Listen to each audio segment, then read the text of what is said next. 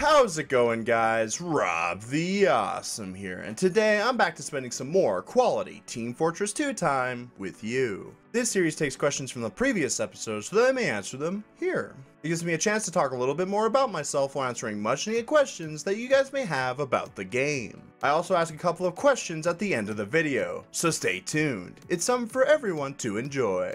I also like to point out this is the only calm series I have. Nice and soothing to the ears. So sit back and relax, and let's get right into the questions, shall we? The first question of the day comes from Billy Bob McSpinach, and he asks, how do you feel about engineers? I feel that engineers are really cool guys. They build a ton of stuff to help boost your team up to a victory. Though, playing him is another story. I'm not the biggest fan of playing engineer, but there is no doubt that engineer mains are credit to team. If you make their lives easier, they won't hesitate to do the same thing for you. Next on the list is Cherry Chocolate, who asks, if you could pick a weapon from any video game to be a cosmetic reskin for any weapon in Team Fortress 2, what weapon would you choose for which TF2 weapon? I've always wanted an all-class reskin of the Half-Life crowbar. It'd be fun beating up people with a crowbar, and it doesn't stray too far from the TF2 theme. It's only a game's jump away. Give us the crowbar, Valve. Please. Mui Mui would like to ask, would you rather be Soldier 76 or Soldier from Team Fortress 2? I'd rather be the Soldier from TF2. He's funny, quirky, and seems to be happy living his life. Soldier 76, on the other hand, is an old fart who acts edgy and condescending. I'm just not interested in being someone like that, you know? Frostbite Winters enters the scene wondering, what makes you frustrated when you are playing Medic? People who don't know how to use an Uber. Believe it or not, this is a huge problem for people that don't have communications. If I pop an Uber, a lot of the time they'll find a way to waste it. Someone should be teaching these people how to properly use a Medic's Uber. Makes for an interesting video idea though. Cthulhu comes back for another round, and he asks, what is the biggest problem for a Medic main? Not having your heal target and or the rest of your team protect you. People pay little mind to the medics sometimes, but if you want consistent heals and Ubers, make sure to keep your medics alive. Unless the medic is being unnecessarily aggressive, then the problem is him, which he should fix pronto. Julian walks in all cool-like and shouts, do you think TF2 needs more weapons or more maps? More weapons would be nice, though I find the huge assortment of weapons to be quite nice already. As for maps, I'd love more maps. The same rotation is getting pretty old. Time for some new stuff to start rolling in. Soon. I hope.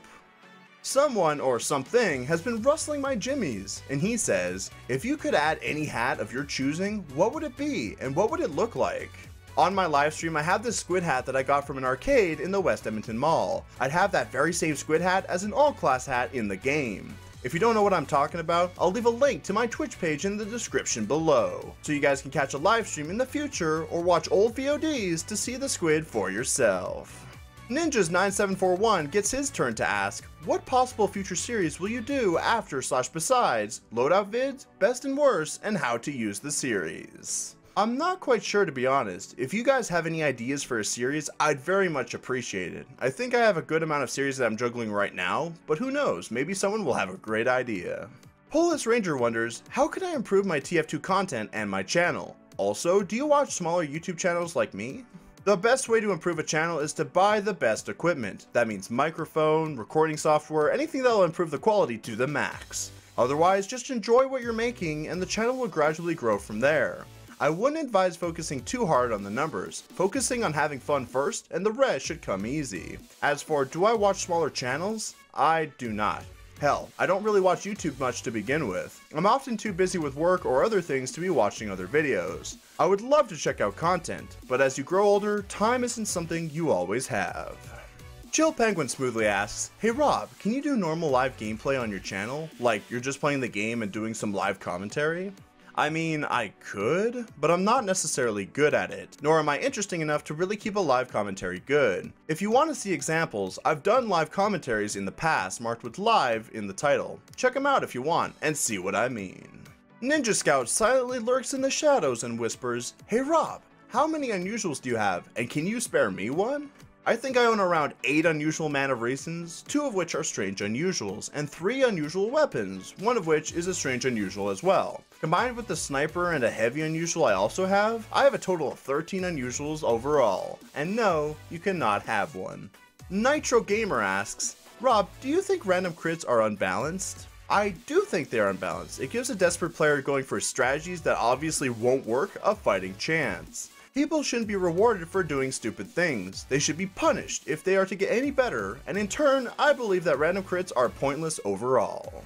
The Nerf Gamer wonders, if you had the choice to add a new weapon to Heavy or Medic, which class would you choose? Why? And explain the weapon you would add. I'd add a weapon to the Heavy. Although I main Medic, the Medic seems already good with the weapons he has, and he doesn't have a need for any more right now. If I were to add a weapon for the Heavy, it'd be like a Riot Shield secondary that can help prevent damage and do good damage if you get up close. It would replace the need for the Fist of Steel and make more melees viable. Or at least I think so. I don't know, this one from the comics looks really cool. Add this and you're pretty much set. Lord Gaben descends from the heavens to ask me, does your body naturally produce serotonin, or do you take chill pills? I've always been known to be a really chill guy. Anyone that knows me will tell you the same thing. It's just the way I am. There's no use worrying over tiny things in life. Live life the way you want to and go with the flow. Everything will work out in the end, and knowing that, I remain calm and enjoy life to the fullest. The Frozen Fires collide and ask, if you could remove one weapon, what would it be? I would remove the Third Degree, a really unneeded weapon in the game. If anything, it should be a reskin, and I believe every weapon has its place, so it's hard to pick one weapon to get rid of. Why not go with the one that's the most pointless, am I right? Hi Peeps Ron asks, should I use the Mad Milk as Scout?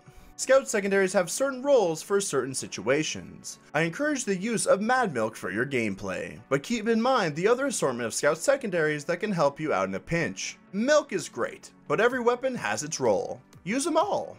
Divine the Withered Soul wonders, what Australian weapon would you want the most? The Solemn Vow. Come on Valve, you're missing out on a great opportunity to make a golden handheld statue.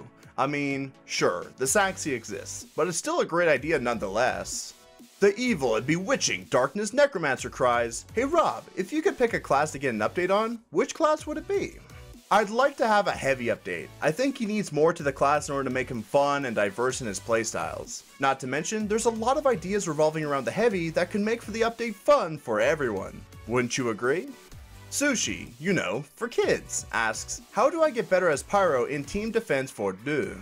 Understand that you have options and work from there. Look for what your team needs most. Defense? Offense? Then revolve around that style. As Pyro, you should protect important targets from oncoming attacks with your air blast and spy checking capabilities. And if spies or flank aren't a problem, Pyro has a big advantage in going full frontal and doing crazy amounts of damage in quick time. Overall though, if you want to get better at a class in Team Fortress 2, all you need to do is constantly keep playing the game. TF2 is a game where the more you play, the better you'll be. Keep playing the game and in no time, you'll become that great Pyro you want to be. Last but not least, Cadet Steve asks the most important question anyone could possibly write, and he asks, Putis. Pow! And this has been some quality Team Fortress 2 time with you. But hold on just a second, you guys have been asking all the questions. It's only right that I ask them for you guys to answer for yourselves. Friendly Hoovies or Spy Crabs? Team Red or Team Blue? And would you rather be unable to use a search engine or unable to use social media? Answer these questions in the comments below. Also, if you have a question for next time, don't be afraid to ask. I wouldn't mind spending some more quality Team Fortress 2 time with you guys again.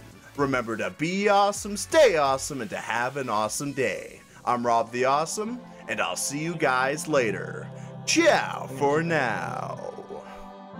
Motherfucker, I'm awesome. No, you're not, dude. Don't lie. I'm awesome. I'm driving around in my mom's ride. I'm awesome. A quarter of my life gone by, and I met all my friends online. Motherfucker, I'm awesome. I will run away from a brawl. I'm awesome. There's no voicemail, nobody calls. I'm awesome. I can't afford to buy 8 balls, and I talk to myself on my Facebook wall. You know my pants sag low.